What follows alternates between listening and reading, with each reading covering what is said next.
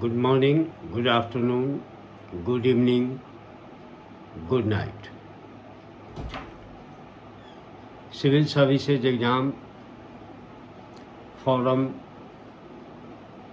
के इस एपिसोड में मैं यंग सिविल सर्विस एग्ज़ाम के एस्पिरेंट्स का हार्दिक स्वागत करता हूं। सिलेबस सोशियोलॉजी सेकंड पेपर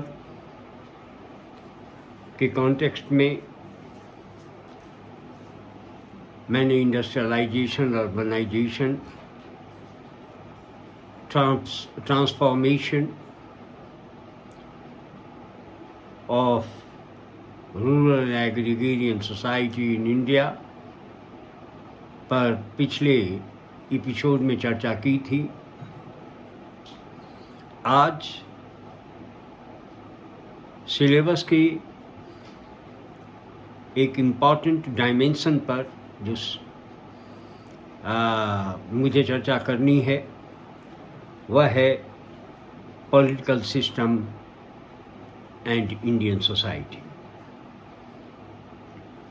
मूल रूप से आपके सिलेबस में पॉलिटिक्स एंड सोसाइटी है और हम लोग जानते हैं कि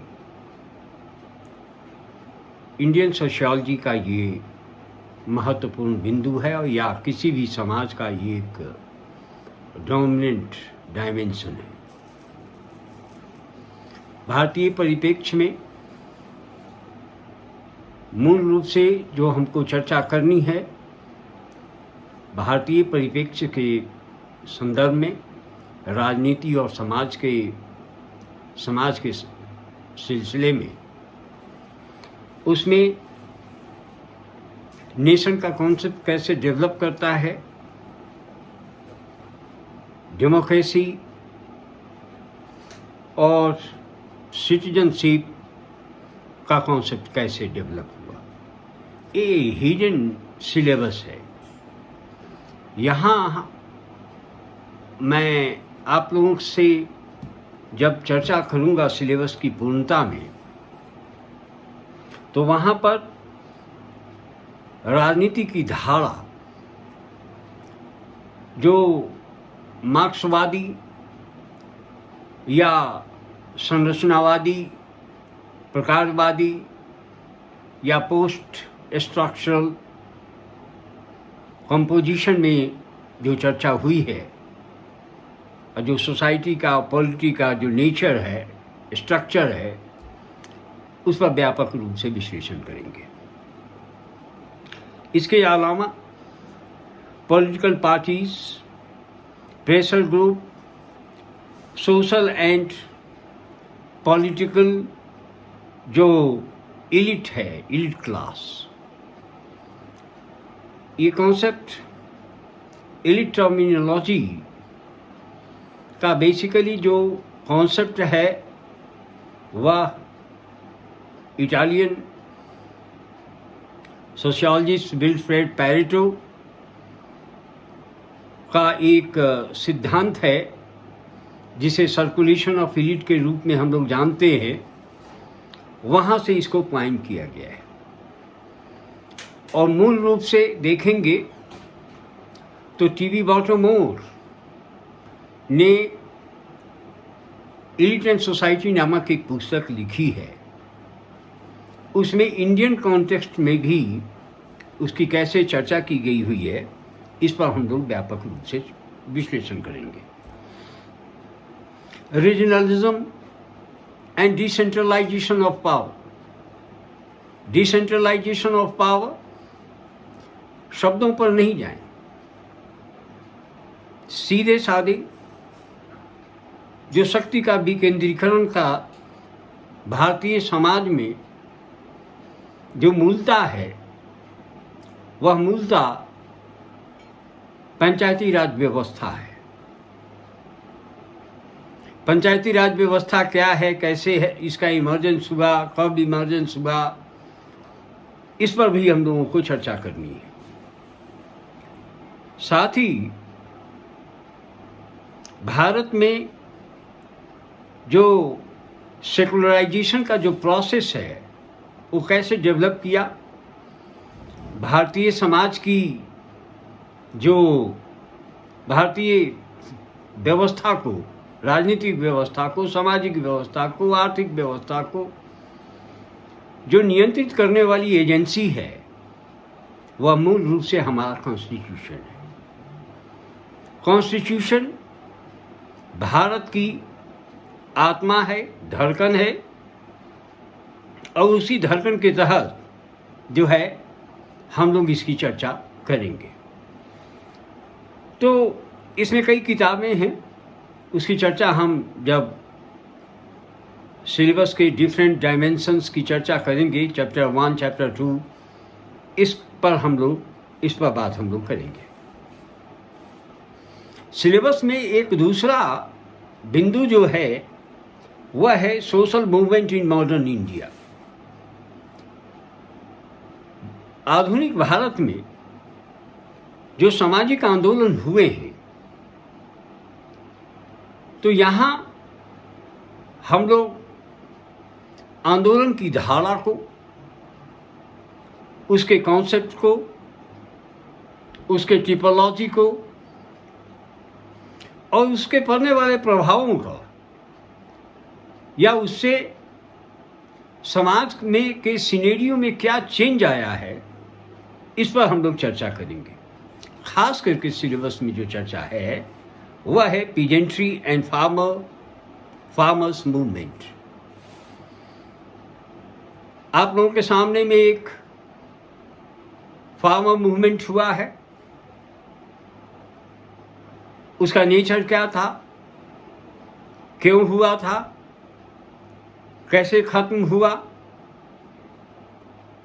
इसका सोशियोलॉजिकल इम्पोर्टेंस क्या है, स्वतंत्रता संग्राम आंदोलन के दौरान जो किसान आंदोलन हुए हैं या किसान आंदोलन की क्या भूमिका रही है भारतीय स्वतंत्रता संग्राम में, इन सारी चीज़ों की चर्चा हम लोग करेंगे। एक आंदोलन महिला आंदोलन है। महिलाओं की पद स्थिति को सुधारने के लिए ये आंदोलन कब शुरू हुआ, कैसे शुरू हुआ, मैं सिर्फ एक बात आपके सामने में रखना चाहता हूँ। इसमें ब्रिफाल्ट की BRIFAULT ब्रिफाल्ट की एक पुस्तक है जिसका नाम है द मदर किताब जो है मैक्सिम गोर्की की है, लेकिन दी मदर ब्रिफाल्ट के द्वारा लिखी गई है। उसमें स्पष्ट रूप से कहा गया है कि दुनिया का सबसे पहला आंदोलन महिला आंदोलन है, जिसकी व्युत्पत्ति से विवाह रूपी संस्था का इमर्जेंस हुआ है। इन सारी धारणाओं का हम लोग चर्चा करेंगे। इसके अलावा भारत में बैकवर्ड क्लास मूवमेंट और दलित मूवमेंट, इसमें बैकवर्ड क्लास क्या होता है, भारत में बैकवर्ड क्लास किसको कहते हैं, ओबीसी क्या है, ओबीसी का कौन सा आंदोलन हुआ, मंडल कमीशन क्यों लागू हुआ, या दलित आंदोलन जिसकी धारा जो है महाराष्ट्र से कैसे जुड़ी, ज्योतिबा फूले कैसे आए, ज्योतिबा फूले का इसमें क्या कंट्रीब्यूशन है, नैयर साहब का क्या कंट्रीब्यूशन है। तो ये सारी धाराएं जो हैं, काशीराम कैसे जुड़े, काशीराम से पहले जो है दलित आंदोलन के साथ संविधान निर्माता बाबा साहब अंबेडकर और सवर्ण थ्योरी, ये आखिर क्या है, इसके आधार पर इसका विश्लेषण किया जाएगा और मैं करूँगा। और मैं इसके अलावा इन्वायरमेंट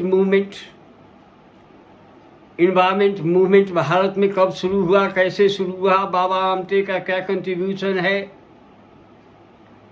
सुंदरलाल बहुगुणा जी का क्या ये है, या अन्य लोगों की क्या भूमिका है, यह आंदोलन, इस आंदोलन से पर्यावरण की सुरक्षा कैसे की जा सकती है।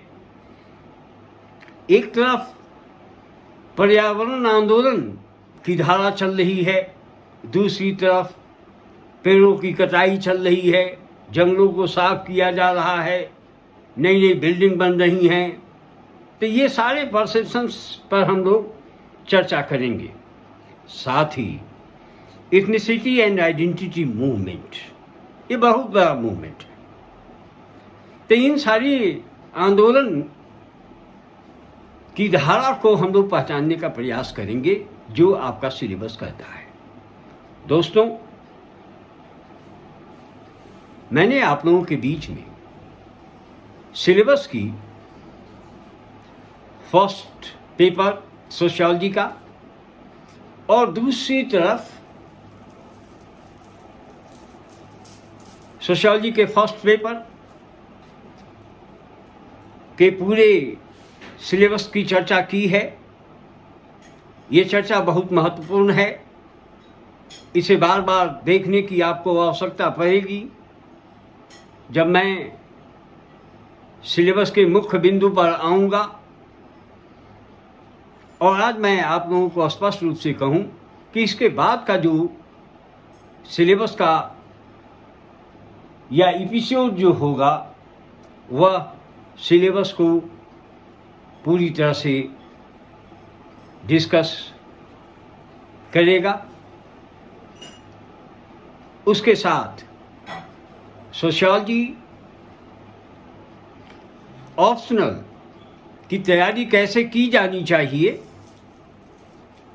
यह मैं एक चैप्टर में बताऊंगा, एक एपिसोड में बताऊंगा। उसके बाद सिलेबस की मुख्य धारा से हम सभी प्रवेश करेंगे, जहां सोशियोलॉजी के बेसिक कॉन्सेप्ट्स, वहां से basic concept, nature, scope, subject matter, relationship between different social sciences से एक सवाल जो पेपर फर्स्ट के पेपर 1 क्वेश्चन नंबर 1 होता है या 5 होता है, जो कंपलसरी होते हैं, वहाँ पर उसकी चर्चा होती है। वह दिखाई देगा, कैसे दिखेगा यह मैं बताऊंगा। इसी के साथ मैं डॉक्टर रविभूषण पांडे आपसे इजाज़त लेता हूँ। इजाज़त लेने से पूर्व good morning, good afternoon, good evening, good night. Civil services forum को अपना सहयोग बनाए रखें। साथ ही इसे लाइक करें, डिसलाइक करें, सब्सक्राइब करें।